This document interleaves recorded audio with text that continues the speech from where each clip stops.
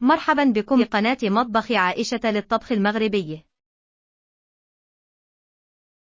مرحبا، اليوم سأقدم لك وصفة عصير فيكولا منعش اقتصادي وبدون فواكه.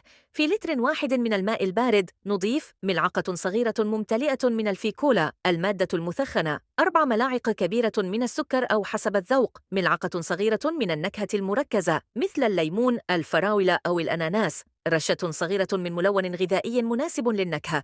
نخلط جيدا حتى تذوب المكونات، ثم نضعه في الثلاجة ليبرد ساعة على الأقل.